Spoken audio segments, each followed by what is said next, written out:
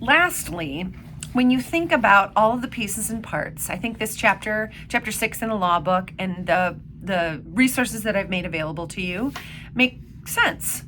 But then you think, how in the world do I do that? And that's that compliance piece. How do we enact it, and enact it in a way that we're doing it correctly? Well, one of the first things I want to tell you is that every school district and most counties and some states have highly regulated IEP forms. They are usually online, and the IEP forms that your future school district has take care of most of these steps. If you take care and you're careful and you use data and you follow all of the steps of the IEP form, the regulations behind it usually take care of themselves. You have to be careful. I'm not saying it's as easy as filling out an easy application. There's a lot that goes into that. There's a lot of talent and work that goes into that. But don't worry about making sure FAPE is taken care of inside an IEP form. Your school district has built that in. You need to fill in quality statements, quality data, and careful calculations, reasonable calculations about the student to make sure the form lives up to its name. But let's take another look and divide it in half again with procedural compliance and substantive compliance. So for procedural compliance, you make sure that you're doing three things. You're involving parents throughout the process, deeply involving parents. Now, I know that there are times that parents choose not to be involved. You need to make sure you've made every effort and documented those efforts. Stepping on from that, you need to also make sure you have all the required and appropriate members of the team. Sometimes that's not just the bare minimum required. Sometimes you need to reach out, especially at post-secondary level. You need to reach out and make sure everyone that can contribute is invited, has data to share, and that you've made sure you've done your due diligence there. And lastly, probably most importantly, is not to predetermine. In real language, this would be, as an example, if you have a third grade student with a cognitive impairment that enrolls in your district that should go to Grand Valley Elementary School. But the program for students with intensive needs, most of whom have cognitive impairments, are at DeVos Elementary. So you tell the family that because their student has a cognitive impairment, they need to go to DeVos Elementary. That's predetermination. That's telling a student, without addressing their unique needs, that they need to attend a certain building because a certain program is there.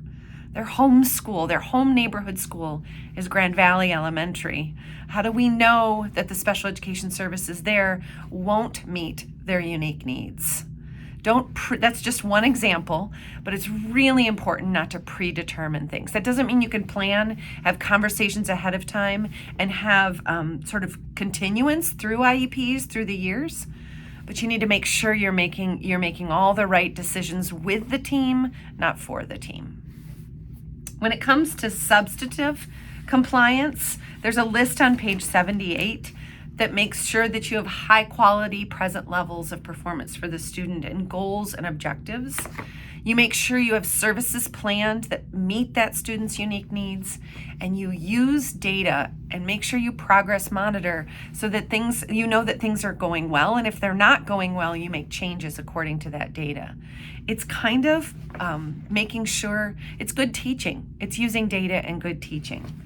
There were two quotes at the beginning of the chapter that I want to leave you with as you consider and continue to consider IEPs.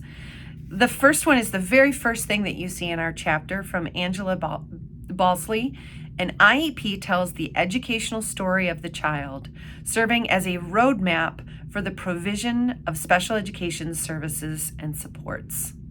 Our authors in the text go on to say, agreeing with a philosophical concept of championing the rights of students with disabilities is one thing, but taking that concept and applying it to millions of students with disabilities across the country in schools is a more difficult task. And that's what the IEP does for us. It plans that difficult task out.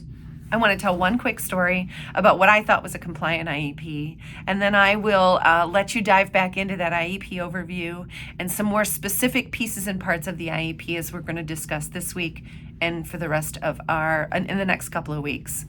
I had a student that had multiple intensive needs. A student that had both physical needs and needs for an intellectual disability or a cognitive impairment.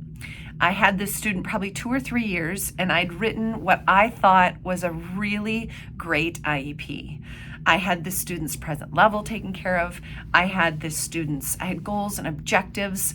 I had services. I had everything really, really detailed, used what I thought was great data. It came from really knowing this student after having this student for 2 years.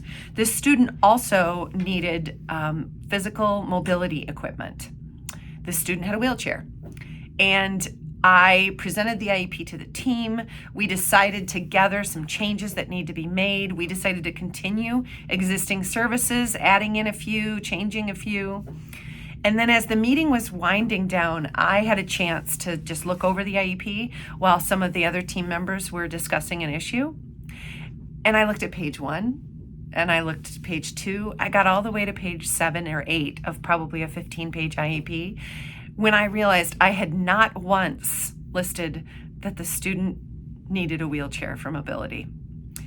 And I laughed at myself, but then I thought pretty seriously, if this student moved during the middle of the IEP year, can you imagine the surprise on the school's face, even if they had received the IEP ahead of time, when the student came in needing deep adaptations to their physical environment because the IEP didn't say anything about a wheelchair.